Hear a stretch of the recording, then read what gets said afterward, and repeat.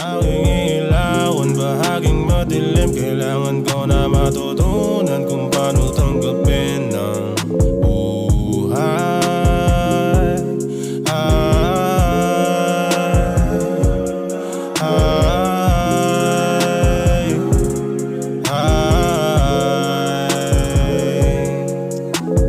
Dami ko na yata na inom, maghapon na paikot-ikot ang pulang kabayo. Gusto mo na lumayo, sumakay sa kotse, magsumat karaoke hanggang alas 12, hanggang alas 12.